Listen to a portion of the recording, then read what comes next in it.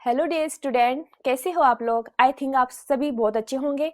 मैंने जैसे बताया था कि बायोलॉजी में मॉर्फोलॉजी, एनाटॉमी और जो फिजियोलॉजी है वो टॉपिक बहुत ज़्यादा इंपॉर्टेंट है। उनमें लगभग 7 से 8 क्वेश्चन कवर करते हैं। आज हम उनमें से सबसे important topic plant anatomy start करते हैं। चलो, प्लांट एनाटॉमी क्या होती है। जैसे आप उनको पता है, यदि ह्यूमन एनाटॉमी की बात करें तो ह्यूमन के जो आंतरिक भाग होते हैं उनकी स्टडी करते हैं ना, जैसे सेल्स वगैरह होते हैं। ऐसे प्लांट भी किस किस से मिलके बना होता है। प्लांट किससे मिलके बना होता है? प्लांट भी सेल से मिलके बना होगा, टिश्यू से मिलके बना होगा। टिश्यू सिस्टम से होता है, उसमें ग्राउंड टिश्यू होगा, उसमें वेस्कुलर टिश्यू होंगे। तो ये सभी जब इनके आंतरिक हिस्सों की स्टडी करते हैं तो उसे बोलते हैं, क्या बोलते हैं उसे? Plant anatomy. तो ये हमारा क्या हो गया? Plant anatomy. ठीक है। अब उसके बाद है कि प्लांट एनाटॉमी में अपन किस चीज की स्टडी करें। अपने पास क्या है? अपन को टिश्यू पढ़ना है और दूसरी चीज क्या पढ़नी है? अपन को टिश्यू सिस्टम पढ़ना है। तो टिश्यू पढ़ने से पहले आपको ये पता होना चाहिए कि टिश्यू क्या होता है। चाहे अपन जीवों की बात करें या प्लांट की बात करें, टिश्यू क्या होता है? टिश्यू की परिभाषा सेम ही रहेगी दोनों के लिए, है ना। कि टिश्यू क्या होता है? सेल्स का एक ऐसा समूह, यानी कि सेल्स का एक ऐसा समूह जिनकी उत्पत्ति, यानी कि वो एक ही जगह से उत्पन्न हुई हो और आपस में मिलकर क्या कर रही हो? एक ग्रुप बना रही हो और एक विशिष्ट कार्य को करती हो, वही क्या कहलाता है? टिश्यू। यानी कि किसका समूह? सेल्स का। यानी कि ऐसी कोशिकाओं का समूह जिनकी उत्पत्ति कैसी है? समान है और आपस में मिलकर किसी विशिष्ट कार्य को करती है, वही क्या कहलाता है? टिश्यू कहलाता है। तो ये क्या हो गया? टिश्यू। अब हम पढ़ेंगे कि टिश्यू कितने टाइप के होते हैं। प्लांट टिश्यू की बात हो रही है। अब मैं एक चीज बता दूं कि कुछ बच्चे हैं वहां टिश्यू का मतलब प्लांट टिश्यू पढ़ रहे हैं और ह्यूमन टिश्यू या एनिमल टिश्यू पढ़ रहे हैं। वो नहीं पढ़ना आपको, सिर्फ अपने आपका जो सिलेबस है वहां पे सिर्फ प्लांट टिश्यू है, तो आपको प्लांट टिश्यू ही पढ़ना है। ठीक है। अब हम ये बात कर रहे थे कि टिश्यू कितने टाइप के होते हैं। टिश्यू दो टाइप के होते हैं। एक तो होता है विभजोतक उत्तक, जिसे मेरिस्मेटिक कहा जाता है। दूसरा होता है स्थायी उत्तक, जिसे परमानेंट टिश्यू कहा जाता है। विभजोतक उत्तक और जो स्थायी उत्तक होता है उनका विभाजन किस आधार पर किया गया है? उनका विभाजन किया गया है सेल्स होते हैं ना जो हमारे, उनके विभाजन की कैपेसिटी के आधार पर, यानी वो कैसे विभाजित होती है। जैसे हम बात करें मेरिस्मेटिक जो सेल्स होती है वो लगातार क्या होती है? विभाजन उनमें चलता रहता है, वो एक्टिव होती है, सक्रिय होती है, इसलिए उन्हें बोलते हैं विभजतक उत्तक। और जो विभजतक उत्तक है मेरिस्मेटिक टिश्यू, एक ग्रीक वर्ड है मेरिस्टमा। क्या कौन सा? मेरिस्टो। मेरिस्टो शब्द है जिसका लगातार होता है विभाजन, जिसका अर्थ होता है क्या होता है? विभाजन। उससे मिलके बना होता है। और ये सेल्स कैसी होती है? अविभाजित होती है और लगातार विभाजित होती रहती है। ठीक है। स्थायी वाली कौन सी है? स्थायी वाली है कि जब मेरिस्मेटिक टिश्यू होती है, सेल्स होती है, वो अपनी विभाजन की क्षमता खो देती है और विशिष्ट प्रकार की संरचनाएं बनाती है। बॉडी का जो एक प्लांट की जो बॉडी स्ट्रक्चर बनाना स्टार्ट कर देती है, तो उन्हें बोलते हैं परमानेंट टिश्यू। ठीक है। अब इसके बाद है कि जो टिश्यू है, जैसे अपन ने बात करी, कौन सा है पहले अपने पास? Meristematic tissue. कौन सा पढ़ेंगे अपन पहले? Meristematic tissue. अब इस मेरिस्मेटिक टिश्यू की मैंने जैसे सारी विशेषताएं बताई, क्या क्या होता है उसमें? ये कोशिकाएं लगातार विभाजित होती रहेगी, यानी इनमें लगातार विभाजन चलता रहेगा। यानी कि ऐसे प्लांट के ऐसे विशिष्ट क्षेत्रों पर होंगी जहां पर क्या होगा? उनमें लगातार विभाजन जरूरत है या होती रहेगी। कौन कौन से होगी? जैसे जड़ का जो लास्ट जड़ वाला हिस्सा हो गया, ये प्रहो जो ऊपर वाला भाग होता है, वहीं पर तो विभाजन की क्षमता होती है। तो लगभग ऐसे वाले विशिष्ट क्षेत्रों में पाई जाएगी जहां लगातार विभाजन की नीड है। ठीक है। ये कैसी होती है? अविभेदित होती है। अविभेदित मतलब अलग अलग पार्ट्स में इनको अपन डिवाइडेशन नहीं कर सकते। जैसे आपने कुछ प्लांट्स में पढ़ा होगा, जैसे जड़ तना-पत्ती में विभेदन नहीं होता है, मतलब अपन किसी संरचना के लिए स्पेशली अपन बता नहीं सकते कि इसका कौन सा हिस्सा क्या है, कौन सा हिस्सा क्या नहीं है। यानी कि अविभेदित, उनमें आप पता नहीं लगा सकते अंतर। वो कौन सी होती है? अविभेदित कोशिकाएं। ठीक है। और कैसी होती है? सक्रिय होती है। सक्रिय मतलब एक्टिव, यानी लगातार उनमें विभाजन चलता रहता है। ठीक है। अब है कि ये जो वियोजितक उत्तक है उसको अपन इसकी उत्पत्ति के आधार पर, किस आधार पर?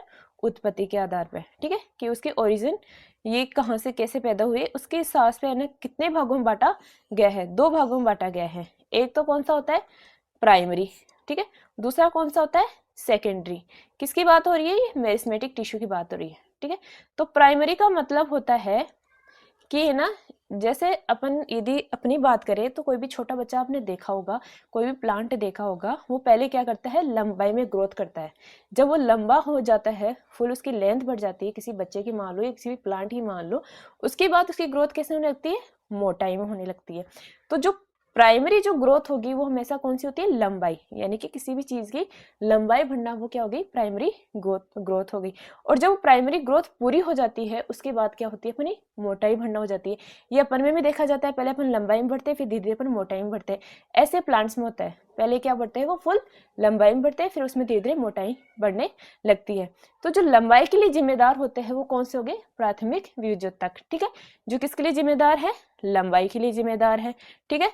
और ये कौन से भागों में पाए जा सकते हैं, ये पाए जाएंगे, अब बताओ कोई भी चीज है, जैसे मान लो मेरे पास ये पेन है, ये यदि अपनी लंबाई बढ़ाएगा तो इसके दो हिस्से, या तो ऊपर से बढ़ा सकते हैं अपन, यहाँ इसको नीचे से बढ़ा सकते हैं। तो यदि इस चीज को अपन प्लांट माने तो ऊपर का इसका क्या हो गया, तने वाला प्रोहोसिस हो गया। तो ये क्या हो गया, प्लांट के सूट टिप पे ऊपर की साइड बढ़ेगा, और प्रोहो टिप यानी कि रूट जो टिप है वहां पे नीचे की ओर बढ़ेगा।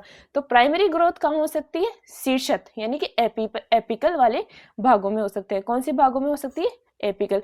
और इन एपिकल में अपन दो भाग बांट सकते हैं, एक तो कौन सा हो गया, सूट टिप, और दूसरा कौन सा हो गया, रूट टिप हो गया, ठीक है। यानी इन दो भागों में बढ़ेगी, ठीक है। उसके बाद है इंटरकैलरी, इंटरकैलरी यानी अंतस्थ। इंटरकैलरी क्या होता है, अंतस्थ। इंटरकैलरी का मतलब होता है कि कहाँ पाई जाती है।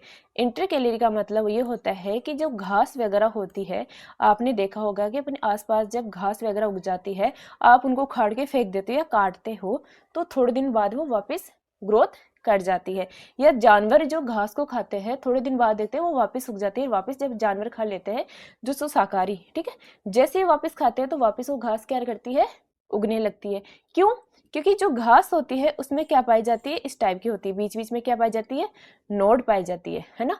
और नोड का जो बीच का हिस्सा होता है ना, ये क्या हो गई नोड, और ये भी क्या हो गई नोड, और इन नोड के बीच का क्या बोलते हैं, इसको इंटर नोड।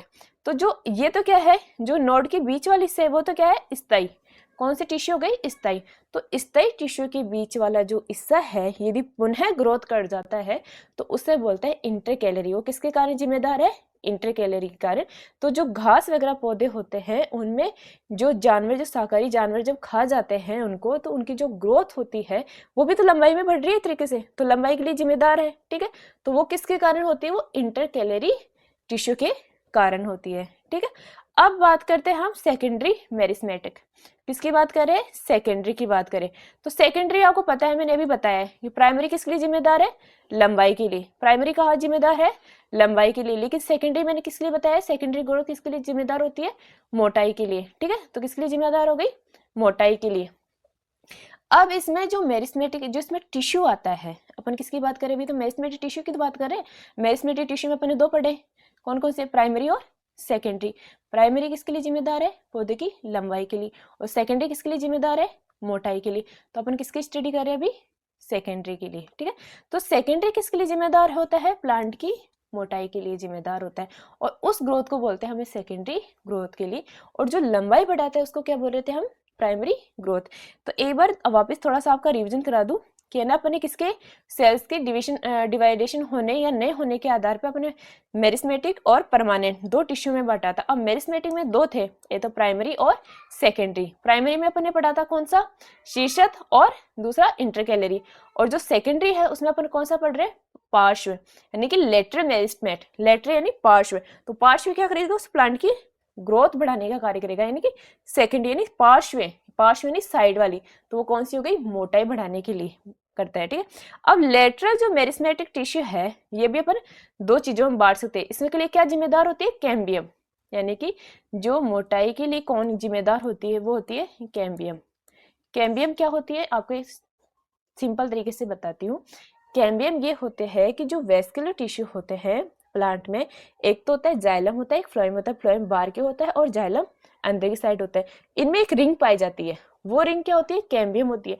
और वो रिंग क्या होती है, लगातार उनको क्या करती है, उनकी मात्रा बढ़ाती है, तो कैम्बियम होती है। जिन प्लांट्स में पाई जाती है उनको क्या बोलते हैं, बंद वेस्कुलर टिश्यू, और जिनमें नहीं पाई जाती उनमें कौन सा होता है, खुला वेस्कुलर टिश्यू। तो कैम्बियम होती है वो टू टाइप की होती है यहाँ पर। कौन सी होगी, एक तो होगी वेस्क्यूलर, कौन सी होगी, वेस्क्यूलर, और दूसरी कौन सी होगी, कॉर्क। कौन सी होगी, कॉर्क। और वेस्क्यूलर होती है ये भी दो प्रकार की होती है, एक तो कौन सी हो गई, इंट्राफेसिक्यूलर, एक तो कौन सी हो गई, इंट्राफेसिक्यूलर, और दूसरी कौन सी हो गई, इंटर, दूसरी कौन सी हो गई, इंटर इंटरफेसिकुलर। दूसरी कौन सी हो गई? इंटरफेसिकुलर। इंट्राफेसिकुलर होती है वो तो फ्लोएम और जाइलम के बीच पहले से उपस्थित होती है। मान लो कि यहाँ फ्लोएम और जाइलम है, जैसे मैं बताऊं आपको, जैसे ये गोला है, ये क्या है? वेस्कुलर टिश्यू अपन कैम्बियम हो गया, इसके यहाँ तो क्या हो गया? फ्लोएम हो गया, यहाँ जाइलम हो गया, ये फ्लोएम हो गया और ये जाइलम हो गया। ऐसे मान लो सारी, इधर भी इधर भी इधर भी, ठीक है। तो ये जो पहले से उपस्थित है वो तो कौन सा हो गया? इंट्राफेसिकुलर। यहाँ पे भी जो पहले से उपस्थित वो कौन से हो गया? इंट्राफेसिकुलर। अब इन दोनों को जोड़ रही है बीच में, वो कौन से हो गए? इंटरफेसिकुलर। तो ये इंट्रा और इंटर, ये तो इंट्रा हो गई, बीच वाली क्या हो गई? इंटर। तो इंट्राफेसिकुलर और इंटरफेसिकुलर आपस में जोड़ के क्या बना रही है? एक रिंग बना रही है। उस रिंग को ही बोलते हैं कैम्बियम। तो किसके लिए जिम्मेदार होती है? वो किसी प्लांट की सेकेंडरी ग्रोथ या मोटाई के लिए जिम्मेदार होती है, ठीक है। इसके बाद बात करते हैं हम इसमें स्थिति के आधार पे। स्थिति के आधार पे भी बताया था मैंने, कौन से बताए थे? एक तो होता है शीर्षत, जो आगे वही जो भी मैंने बताया था उनकी है कि शीर्षत अपन ने पहली बात कर चुके। शीर्षत कौन सा हो गया? जो लंबाई बढ़ाने का कार्य करता है। लंबाई मतलब जड़ या तने में पाई जाएगी। दूसरा क्या है? इंटरकैलरी मतलब घास में जो चराई वाली जो शाकाहारी जीव वगैरह जो खा जाते हैं उसको वापस किसके कारण ग्रोथ करती है? वो कैलोरी मेरिस्टेम के कारण, ठीक है। पार्श्व की भी बात कर ली अपने, कैम्बियम के कारण होता है जो मोटाई में बढ़ाता है। और इसके अलावा क्या कौन कौन सी कैम्बियम पाई जा रही है? कौन कौन सी होती है? वेस्कुलर कैम्बियम बता दी मैंने और कॉर्क कैम्बियम बता दी, ठीक है। अब हम पढ़ेंगे परमानेंट टिश्यू। परमानेंट टिश्यू क्या होता है? किसकी बात कर रहे हैं? परमानेंट टिश्यू यानी वह कोशिकाएं जो लगातार क्या कर रही है? विभाजन की क्षमता अपनी खो चुकी है और मिलके क्या कार्य करती है? विशेष कार्य करती है। यानी विशेष कार्य मतलब किसी स्पेसिफिक कार्य करने के लिए वो विभाजित हो जाती है। यानी कि जैसे जाइलम फ्लोएम की बात करें तो जाइलम किसके लिए? जल के लिए। फ्लोएम किसके लिए होता है? फल के लिए। तो ये कैसी कोशिकाएं होगी? ये अब विभाजन की क्षमता खो चुकी है लेकिन अपना एक स्पेसिफिक क्या करने लगी? कार्य करने लगी है। वो कौन सी होगी? Permanent tissue. अब अपन ने देखा था कि जो मेरिस्टेमेटिक टिश्यू था उसमें प्राइमरी सेकेंडरी ग्रोथ की बात करी थी और दूसरा कौन सा था? Permanent tissue. परमानेंट टिश्यू मतलब जिसमें विभाजन की क्षमता खो गई। ये कितने प्रकार की है? दो प्रकार के होते हैं, एक तो है सरल और एक होता है जटिल। सरल मतलब सिंपल टिश्यू और जटिल मतलब कॉम्प्लेक्स, ठीक है। सरल मतलब जो एक ही प्रकार की कोशिकाओं से मिलकर बना हो, यानी कि कैसे टिश्यू? जो एक ही प्रकार की कोशिकाओं से मिलकर बना हो, है ना। और जटिल मतलब एक से अधिक प्रकार की कोशिकाओं से मिलकर बना होता है, यानी कि इनकी बॉडी सिर्फ एक ही प्रकार की कोशिकाएं होगी, चाहे से कॉलन काइमा हो या स्क्लेर काइमा, सिर्फ एक प्रकार की कोशिकाएं, ठीक है। उनमें किसी प्रकार की कोई चेंज नहीं होगा, वो तो कौन सी हो गई? सरल। और जटिल मतलब जो एक से अधिक प्रकार की कोशिकाओं से मिलकर बनी होगी, वो कौन सी हो गया? जटिल ऊतक। अब ये सरल ऊतक कौन सी होता है? जो कौन से होगी? एक ही प्रकार की कोशिकाओं से मिलके बने होते हैं। सरल ऊतक होते हैं वो तीन टाइप के होते हैं। कौन कौन से? पेरेनकाइमा, कोलेनकाइमा और स्क्लेरेनकाइमा, ठीक है। कितने टाइप के होते हैं सरल टिश्यू? 3 टाइप के। कौन कौन से? एक तो होते हैं पेरेनकाइमा, एक होते हैं कोलेनकाइमा और एक होते हैं स्क्लेरेनकाइमा, ठीक है। जो पेरेनकाइमा होती है वो कैसे होती है? उसको बोलते हैं मृदुतक। हिंदी में क्या बोलते हैं? मृदुतक। ये कोशिकाएं कौन सी होती है? जीवित कोशिकाएं। तो आपको याद रखना कि जो पेरेनकाइमा होती है वो भी जीवित होती है और जो कोलेनकाइमा होती है वो भी जीवित होती है। केवल स्क्लेरेनकाइमा होती है वो कैसे होती है? मृत होती है। यानी इनमें जो ऊपर वाली जो ये दो है वो तो कैसे हो गई? जीवित हो गई। जो लास्ट वाली है स्क्लेरेनकाइमा अपन पढ़ेंगे वो कैसे होती है? मृत होती है। और आपको एक बेसिक चीज बता दूं, जो जीवित कोशिकाएं होती है उनकी सेल भित्ति हमेशा पतली होगी, उनमें प्रोटोप्लाज्म पाया जाएगा। उनकी सेल भित्ति मोस्टली किससे बनी होती है? सेलुलोज की बनी होती है। और कुछ क्या करती है? क्लोरोफिल पाई जाती है जो फोटोसिंथेसिस करने का कार्य करती है। और जो मृत कोशिकाएं होती है उनकी सेल वॉल कैसे होती है? मोटी होती है और उनमें जो प्रोटोप्लाज्म नहीं पाए जाते हैं, बहुत ही पतले लेयर में होता है। और जो उनमें या तो लिग्निन या क्या होता है पैक्टिन वगैरह पाई जाती है, वो कौन सी होती है? मृत प्रकार की होती है, ठीक है। तो सबसे पहले कौन से पढ़ेंगे अपन? पेरेनकाइमा। पेरेनकाइमा कोशिकाएं कैसी होती है? जीवित, ठीक है। दूसरी क्या है? इनकी सेल वॉल कैसी होगी? पतली, जो किसकी बनी होती है? सेलुलोज की। और वैक्यूल यानी जो गुहिका होती है वो कैसे होती है? बड़ी बड़ी पाई जाती है, ठीक है।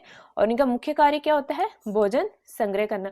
अब भोजन संग्रह कैसे करेंगे? यदि इनमें मान लो क्लोरोफिल पाया जाता है तो ये फोटोसिंथेसिस प्रोसेस यानी प्रकाश संश्लेषण भी करेगी, जिसके कारण अपना भोजन क्या बनाती है? भोजन बनाने का कार्य भी करती है। तो इस बेस पे भी अपन दो टाइप में बांट सकते हैं। कुछ कोशिकाएं होती है यदि उनमें क्लोरोफिल पाया जाता है तो उन्हें बोलते हैं क्लोरेन काइमा, ठीक है। और यदि इनमें वायु गुहिका पाई जाती है तो उन्हें बोलते हैं एरेन। एरेन किससे मिलके बना है? एयर से मिलके बना है तो उन्हें बोलते हैं एरेन कायमा। अब ये देखो कि अपन को जो वायु गुहिका है किन प्लांट्स में जरूरी है, जलीय पादप, यानी कि जो जलीय पादप है वो बाउंसी होते हैं, यानी कि लगातार क्या होती है उसकी सतह पे तैरते रहते हैं। तो उनके लिए क्या होनी चाहिए, एयर, एयर गुहिकाएं होनी चाहिए जो उनको क्या होते हैं बाउंस यानी ऊपर की तरफ ले जाने का कार्य करते हैं।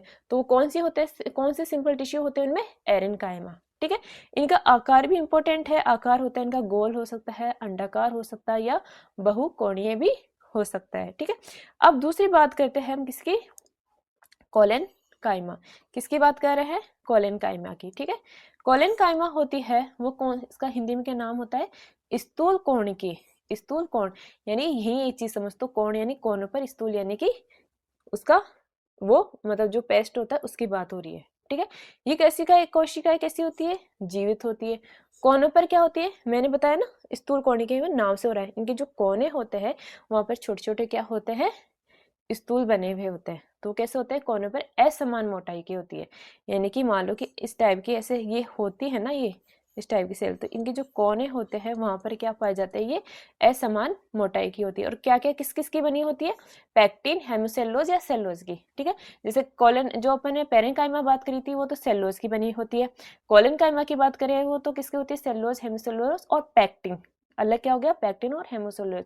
और इसी प्रकार जो स्क्लेरन काइमा होती है वो किसकी बनी होगी, लिग्निन। तो आपको एक तरीके से तीनों में डिफरेंस पता चल गया। तीनों में क्या था कि पेरेंकाइमा, कोलेनकाइमा कैसी हो गई, जीवित, और स्क्लेरकाइमा कैसी हो गई, मृत। और जो जीवित होगी उनमें क्या होता है, सेल वॉल ज्यादातर क्या होती है, पतली, और जो कोलेनकाइमा होती है उससे सेल वॉल पतली है लेकिन कोनों पर कैसे होती है, मोटी होती है।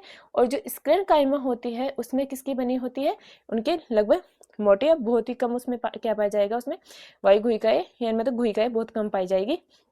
और जो स्क्लेरकाइमा होगी वो कैसे होती है, भोजन ये क्या नाम इसका, पेरेंकाइमा, वो कैसे होती है, सेलुलोज की, सेलुलोज की इसकी सेल वॉल बनी होती है। और जो कोलेनकाइमा होती है उसमें क्या होता है, पैक्टिन, सेलुलोज या हेमिसेलुलोज होता है। और स्क्लेरकाइमा क्या होता है, इसमें स्पेशली लिग्निन पाया जाता है। ठीक है, अब बात करें स्क्लेरकाइमा, ये कैसे होती है, दृढ़ता, दृढ़ता प्रदान करने वाली। ठीक है, ये कैसी होगी, दृढ़ चीज वो होगी जो मृत होगी। ठीक है, तो मृत होती है। और ये कैसी होती है, इसमें सेल वॉल मोटी होती है, किसकी बनी होती है, लिग्निन की बनी होती है। और ये क्या प्रदान करती है, प्लांट को दृढ़ता, क्योंकि इसका नाम ही क्या है, दृढ़तक। ठीक है, इसके बाद हम बात करते हैं, इसके बाद होता है कि जो इसका नाम है, जो स्क्लेरकाइमा है उसके भी दो पार्ट होते हैं। कितने पार्ट होते हैं, टू टाइप की होती है, एक तो होती है फाइबर वाली और एक होते हैं स्क्लेरिड। ठीक है, जो फाइबर होती है वो कैसी शेप में होती है, फाइबर होती है वो इस टाइप की शेप में होती है ना, यानी कि एक लंबी होती है, नुकीली होती है। कैसी होती है, लंबी होती है, नुकीली होती है। और जो स्क्लेरिड होती है वो लगभग गोल आकार की पाई जाती है। ठीक है, तो फाइबर कैसी होती है, लंबी कोशिकाएं होती है और नुकीली होती है। और जो स्क्लेरिड होती है, जो उनको स्टोन सेल्स भी बोलते हैं, वो कैसी होती है, गोल हो सकती है, ये अनियमित आकार की हो सकती है। उनकी गुहिकाएं कैसी होती है, उनमें जो गुहिकाएं होती है वो कैसी होती है, छोटी, कैसी होती है, छोटी होती है, यानी संकरी यानी पतली। ठीक है, और इसके अलावा किस में पाई जाती है, ये इंपॉर्टेंट है, ये एनसीईआरटी का है। किस किस में पाई जाती है, अमरूद में पाई जा सकती है, नाशपाती, यानी कि कभी आपने जब खाते हैं ना कोई भी फल फ्रूट्स वगैरह, तो उसमें छोटे छोटे रवे रवे से आते हैं, वो फ्रूट्स कौन से आते हैं, स्क्लेड के होते हैं। जैसे हम अमरूद की बात करें उसमें भी क्या होते हैं, छोटे छोटे से रवे रवे से आते हैं। नाशपाती की बात करें, चीकू का जो गुद्दा होता है उसकी भी बात करते हैं। फल बित्ती यानी कि इनकी जो फल बित्ती होती है उनमें पाई जाती है। और मटर का जो बीज नहीं, क्या आएगा, मटर के बीज आवरण, किसके, जो मटर का जो बीज आवरण होता है उसमें भी कौन सी पाई जाती है, स्क्लेरिड सेल्स पाई जाती है। इसके अलावा किसमें पाई जाएगी, ये चाय की पत्तियों में पाई जाएगी। ठीक है, अब है कॉम्प्लेक्स टिश्यू। कॉम्प्लेक्स टिश्यू क्या होता है, जो एक से अधिक प्रकार की कोशिकाओं से मिलकर बना होता है वो क्या होता है, कॉम्प्लेक्स टिश्यू। ठीक है, कॉम्प्लेक्स टिश्यू क्या हो गया, दो प्रकार के होते हैं, एक तो होता है जाइलम आता है इसमें, और दूसरा क्या होता है, फ्लोएम आता है। ठीक है, कौन कौन से आते हैं, एक तो जाइलम होता है और दूसरा होता है फ्लोएम आता है। ठीक है, तो जाइलम होता है, जाइलम में जल आ रहा है, यानी कि जो जल का संवहन करेगा। और जल का संवहन कहाँ से होता है, जल का संवहन होता है हमेशा जड़ से लेके ऊपर के साइड, यानी कि जो प्लांट की जड़ है वहां से खनिज और वाटर का जो संवहन होता है वो प्लांट के अदर पार्ट्स में होता है, वो किसके थ्रू होता है, जाइलम। तो आपको कैसे याद कर रखना है, जाइलम यानी जा रहा है तो जैसे जल का आ रहा है। ठीक है, और ये हमेशा एक डायरेक्शन में होगा, हमेशा जड़ से लेके तने के ऊपरी साइड की ओर होगा। जी, फ्लोएम होता है फ्लोएम का, याद रखना फ्लोएम से फल यानी स्टार्च, यानी कि और स्टार्च ये फल कैसे बनेगा, स्टार्च कहाँ से बनेगा, फोटोसिंथेसिस प्रोसेस के थ्रू, और वो कहाँ होता है, पत्तियों में होता है। ठीक है, तो पत्तियों में बनने वाला जो भोजन होता है उस भोजन को क्या होता है, भोजन की सभी को नीड होती है, तो भोजन की जो पत्तियों से बनने वाले भोजन को प्लांट के सारे भागों में, चाहे वो जड़ हो या अदर पार्ट हो, वहां तक पहुंचाने का कार्य कौन करता है, फ्लोएम होता है। तो फ्लोएम तो क्या होता है, द्विदिशीय होता है, और जो जाइलम होता है वो कैसा होता है, एक देशी होता है। ठीक है, अब है ये जाइलम किस किस से मिलके बना होता है, जाइलम होता है इसके चार इंपोर्टेंट पार्ट्स होते हैं। एक तो होता है ट्रैकिड से मिलके बना होता है जिसे बोलता है वाहिनिका। ठीक है, दूसरा है वेसल, वेसल होता है जिसका मतलब होता है वाहिका। एक होता है जाइलम पेरेन्काइमा और एक होता है जाइलम फाइबर या जाइलम रेसिया तंतु। ठीक है, जाइलम तंतु। ठीक है, इनमें से आपको एक चीज बता दूं कि इनमें से जो तीनों है, ये और जो जाइलम फाइबर, ये तीनों क्या होता है, मृत होते हैं। केवल जाइलम जो पेरेन्काइमा होती है वो कैसे होती है, जीवित होती है। जो कि फ्लोएम की यदि बात करें तो फ्लोएम में जो फ्लोएम किस किस से मिलकर बना होता है, चालनी कोशिका से मिलकर बना होता है, सह कोशिका से मिलकर बना होता है, और फ्लोएम पेरेन्काइमा से मिलकर बना होता है, और फ्लोएम फाइबर से मिलकर बना होता है। उसमें केवल फ्लोएम फाइबर होता है वो क्या होता है, मृत होता है, और क्या होती है, तीनों जीवित होती है। यानी कि फ्लोएम में तीन जो उसके मेंबर होते हैं वो कैसे होते हैं, जीवित होते हैं, और इसमें जाइलम में इसके तीन मेंबर होते हैं वो कैसे होते हैं, मृत होते हैं। केवल एक जीवित होता है और इसमें केवल एक मृत होता है, ये दोनों में डिफरेंस है। ठीक है, अब है ट्रैकिड क्या होती है, ट्रैकिड होती है वो नली के आकार की होती है, और कैसे होती है, उसमें उसका आकार होता है वो सुंडाकार होता है। कैसा होता है, सुंडाकार होती है, और ये मृत होती है तो इसका मतलब है कि इसकी कोशिका भित्ति पतली होगी, इसमें प्रोटोप्लाज्म नहीं पाया जाएगा, और ये इसमें किसकी लिग्निन होगा, इसमें किसका वो होता है, इसमें किसकी बनी होती है, इसकी सेल वॉल लिग्निन की बनी होगी। तो मृत कोशिकाओं में मैंने बेसिक आपको ये चीजें बताई है, यानी कि सेल वॉल कैसी होगी, पतली होगी, और कैसे होगी, मृत होगी, प्रोटोप्लाज्म में नहीं पाया जाएगा, और इनमें क्या होते हैं, जो सेल वॉल किसकी बनी होती है, लिग्निन की बनी होती है। ठीक है, ये ट्रैकिड्स की बात है ना। और एक चीज बता दूं आपको, जो ट्रैकिड और वाहिका होता है उनका मेन कार्य होता है वो जल का ट्रांसपोर्ट करने का कार्य होता है, जिसमें स्पेशली जो वाहिका होती है वो हमेशा एंजियोस्पर्म में पाई जाती है, यानी प्लांट्स में नहीं पाई जाती। किसमें पाई जाएगी, केवल एंजियोस्पर्म में पाई जाएगी। एंजियोस्पर्म में पाए जाना वाहिका का क्या होता है, एक स्पेसिफिक प्रॉपर्टी होती है। ठीक है, अब बात करें वाहिका, वाहिका क्या होती है, वाहिका भी मृत है, तो कोशिका भित्ति क्या होती है, पतली होती है, और कैसे होती है, लिग्निन पाया जाएगा, इसमें भी प्रोटोप्लाज्म नहीं पाया जाएगा, और साथ ही क्या करेगी, इसमें इसमें एक चीज है, इसमें बड़ी बड़ी गुहिकाएं पाई जाएगी। ये किसकी प्रॉपर्टी है, वाहिका की। ठीक है, जाइलम पेरेन्काइमा होता है वो, जाइलम पेरेन्काइमा होता है यदि यदि जल का त्रिज्यीय रूप से स्थानांतर करता है तो उसे रे पेरेन्काइमा भी कहा जाता है। यानी इसमें जल का यदि त्रिज्यीय रूप में संवहन होता है तो उसे क्या बोलता है, रे पेरेन्काइमा भी कहा जाता है। और जाइलम पेरेन्काइमा जीवित है तो उसकी कोशिका भित्ति किसकी बनी होगी, सेलुलोज की बनी होती है, उसमें प्रोटोप्लाज्म पाया जाएगा। तो ये किसकी विशेषता है, जाइलम पेरेन्काइमा की। और जाइलम फाइबर की होती है, ये कैसी होगी, कोशिका भित्ति मोटी होगी, मृत होगी, और लिग्निन पाई जाएगी। ये किसकी विशेषता है, जाइलम फाइबर की। ठीक है, इसके बाद हम पढ़ते हैं फ्लोएम क्या होता है। ठीक है, फ्लोएम में हमने पढ़ा था कि कैसे होता है, फ्लोएम द्विदिशीय होता है, यानी फ्लोएम मतलब फल, यानी कि जो फल का संवहन करता है, और फल का संवहन करता है मतलब जो द्विदिशीय हो गया। ठीक है, और फल का बना है पत्तियों से लेकर प्लांट के अदर भाग में जाने का कार्य। ठीक है, ये चार मेंबर से मिलकर बना होता है। तो स्वीट ट्यूब यानी चारने नलिका, ठीक है, दूसरी कौन सी हो गई, इसमें सह कोशिका हो गई, यानी कि चारने नलिका हो गई, सह कोशिका हो गया, फ्लोएम पेरेन्काइमा और फ्लोएम फाइबर, जिसमें केवल फ्लोएम पेरेन्काइमा, ये जो फ्लोएम फाइबर होता है वो कैसा होता है, मृत होता है। इसके अलावा ये और चारनी नलिका, ये तीनों क्या होती है, जीवित होती है। यानी कि केवल फ्लोएम फाइबर होता है वो कैसा होता है, मृत होता है, और चारनी कोशिका, सह कोशिका और फ्लोएम पेरेन्काइमा कैसे होती है, जीवित होती है। जिसमें एक चीज बता दूं आपको, जो चारनी नलिका होती है उसमें केंद्रक नहीं पाया जाता, और सह कोशिका होती है उनमें केंद्रक पाया जाता है। और जो सह कोशिकाएं होती है उसी का यूज किसमें किया जाता है, चारनी कोशिकाओं में, मतलब जो केंद्रक होता है उसी में चारनी कोशिकाओं के थ्रू यूज किया जाता है। चारनी नलिका, चारनी नलिका की जैसे स्पेशली अपन बात करें तो चारनी नलिका होती है, उसमें क्या पाया जाता है, उसमें केंद्रक नहीं पाया जाता है। जैसे छन्नी होती है, छन्नी की जैसी होती है, जिसमें जो उसका प्रोटोप्लाज्म होता है वो कैसे होता है, परिधि हो जाती है, इसमें बड़ी बड़ी रसधानी पाई जाती है, लेकिन इसमें एक स्पेसिफिक बात यह है कि इसका खुद का केंद्रक नहीं पाया जाता है। इसलिए किसके साथ जुड़ी रहती है, ये सहकोशिका के साथ जुड़ी रहती है। क्यों? क्योंकि सहकोशिका होती है उसके पास खुद का क्या होता है, केंद्रक पाया जाता है। साथ ही सहकोशिका होती है वो चानी नलिका के साथ क्या होता है, दाब प्रवणता बनाए रखने का कार्य करती है। और जो सहकोशिका होती है, मैं एक इसके लिए एक स्पेसिफिक बात करती हूँ, है इसके एक स्पेसिफिक बात ये करती हूँ कि जो सहकोशिकाएं होती है उनमें क्या नहीं पाया जाता, उनमें केंद्र पाया जाता है, लेकिन एंजियोस्पर्म में जो पाया जाता है, एंजियोस्पर्म में सहकोशिकाओं की जगह एल्बुमिनी सेल्स पाई जाती है। कौन सी सेल्स पाई जाती है, एल्बुमिनी सेल्स। और ये किन प्लांट्स में होता है, ओनली एंजियोस्पर्म में। यानी कि एंजियोस्पर्म में जो सहकोशिका होती है उसकी जगह क्या पाया जाता है, एल्बुमिनी कोशिकाएं पाई जाती है। ठीक है, उसके बाद है फ्लोएम पेरेंकाइमा। मैंने बताया कि फ्लोएम पेरेंकाइमा भी कैसे होती है, जीवित होती है, और इसका मुख्य कार्य भी वही है, भोजन। जैसे अपने बात करी थी जाइलम पेरेंकाइमा, उसमें वसा स्टार्च वगैरह उनका संग्रह करने का कार्य था। इसी प्रकार जो फ्लोएम पेरेंकाइमा होता है उसमें भी क्या क्या होता है, संग्रह। उसमें भी रेजिन, लेटेक्स और म्यूसिलेज वगैरह इनका क्या होता है, संग्रह किया जाता है।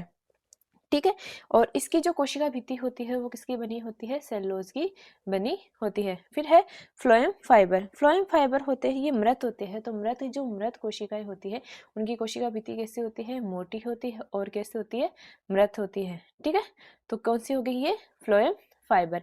अब एक स्पेसिफिक चीज बात ये है कि जो प्लांट होता है, जैसे अपन बात करें हैं कि फ्लोएम रेसे किस किस में पाया जाता है, ये होता है पटसन होता है, रेसे होता है, भांग होता है, और जो सन होता है यानी किस किस में, पटसन, सन और जो भांग के जो प्लांट्स होते हैं उसमें क्या पाए जाते हैं, फ्लोएम फाइबर पाए जाते हैं। ये बहुत इंपॉर्टेंट है, किस किस में, पटसन हो गया, सन हो गया, भांग जो प्लांट्स होते हैं वो किसमें, उसमें क्या पाए जाते हैं, फ्लोएम फाइबर पाए जाते हैं। और इसके अलावा एक चीज ये और है कि जो प्राथमिक फ्लोएम होता है उसमें क्या होता है, प्राथमिक फ्लोएम में फ्लोएम फाइबर नहीं पाए जाते, लेकिन द्वितीय फ्लोएम होता है उसमें फ्लोएम फाइबर पाए जाते हैं। यानी किसमें नहीं पाए जा रही है, प्राथमिक फ्लोएम में नहीं पाए जा रहे, लेकिन द्वितीय फ्लोएम में पाए जाते हैं। ठीक है, इसके अलावा अपन यदि बात करें इसकी फ्लोएम पेरेंकाइमा की, तो ये एक बीजपत्री पादप होता है उनमें नहीं पाई जाती है। किसमें नहीं पाई जाती है, ये फ्लोएम पेरेंकाइमा एक बीजपत्री प्लांट्स में नहीं पाई जाती। इसके अलावा एक बात और है, एक तो होता है प्रोटोजाइलम, है ना, कौन सा होता है, एक होता है मेटाजाइलम। यानी कि जैसे एक तो होता है, कौन सा होता है, प्रोटोजाइलम, और एक कौन सा होता है, मेटाजाइलम। ठीक है, जो प्रोटोजाइलम होता है उसके मीन होता है कि सबसे पहले बनने वाला जो जाइलम होता है प्लांट में उसको बोलेंगे प्रोटोजाइलम, और जो बाद में बनने वाला जाइलम होता है उसको बोलेंगे मेटाजाइलम। इसके बेस पे अपन दो चीजें डिवाइड कर सकते हैं। कैसे कि यदि मान लो कि यदि एक तो होता है मध्यादुदारुक यानी कि एंडार्च और एक्सार्च, है ना। एंडार्च किसमें पाया जाता है, उसमें ऐसा होता है कि जो प्रोटोप्लाज्म होता है वो परिधि में पाया जाएगा, और जो मेटाजाइलम होता है उसके चारों तरफ पाया जाएगा, वो तो क्या होता है, एंडार्च। और एक्सार्च का मतलब होता है कि प्रोटोजाइलम बाहर की ओर पाया जाएगा और मेटाजाइलम क्या होगा, अंदर की ओर पाया जाएगा। वो क्या होता है, जिसमें बाहर की ओर पाया जा रहा है वो तो किसमें, प्रोटोजाइलम। किस जो प्रोटोजाइलम होता है उसके बेस पे अपन डिसाइड करेंगे।